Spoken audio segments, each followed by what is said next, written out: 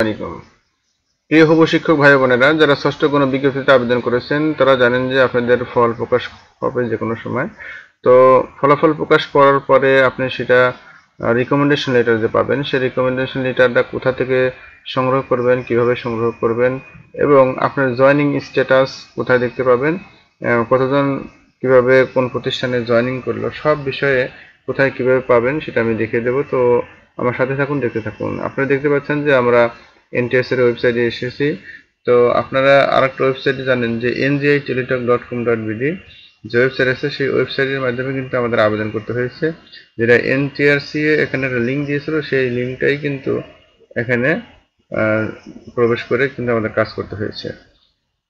তো এনজিআই এর যে টেলিটকের যে ওয়েবসাইটটা, সেটার ঠিকানা আপনারা এখানে দেখতে পাচ্ছেন যে ngi.teletalk.com.bd এনটিআরসি অ্যাপ। তো যাই হোক, এইটাতে আসার পরে আপনারা এখানে দেখতে পাচ্ছেন যে সাইকেল 6 অর্থাৎ আমি ষষ্ঠ গণবিজ্ঞপ্তির যে অপশন, সেখানের মধ্যে এখনো রেজাল্ট প্রকাশ পায়নি।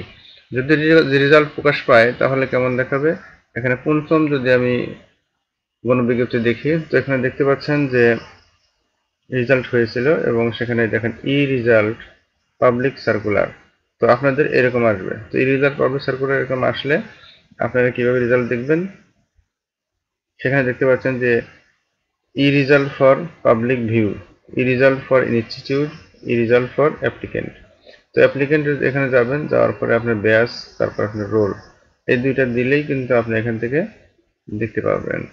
তো এভাবে অন্যান্য কোনো বিজ্ঞপ্তিতেও কিন্তু একইভাবে আপনার এরকম রেজাল্ট দেখতে হয়েছে।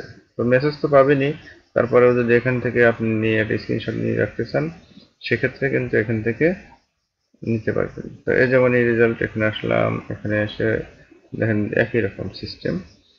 তো এই হলো অবস্থা। তো এখন আপনার এখান থেকে আপনি যে সিলেক্টেড হয়েছেন সেটার কিন্তু একটা কপি নিতে হবে, এমপি আবেদনের জন্য লাগবে।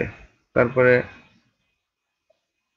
আপনার বাকি যে অপশন আছে, যেমন এখানে দেখেন যে রিকমেন্ডেশন লেটার অপশন।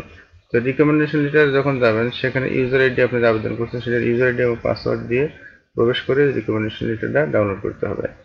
তো রিকমেন্ডেশন লেটারটা ডাউনলোড করলে সেই রিকমেন্ডেশন লেটারই কিন্তু আপনার মেইন ডকুমেন্ট, যেটার মাধ্যমে আপনি নিয়োগপত্র পাবেন।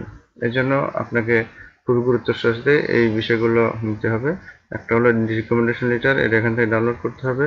2 নাম্বার, আপনি সিলেক্ট হয়েছেন কিনা সে বিষয়ে আপনাকে অ্যাপ্লিকেন্ট স্ট্যাটাস দিতে হবে।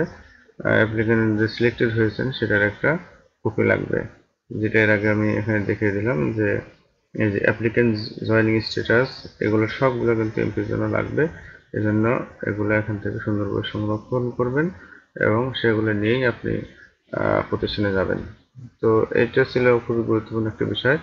তো আশা করি আপনারা উপকৃত হয়েছেন। ধন্যবাদ সবাইকে। আসসালামু আলাইকুম।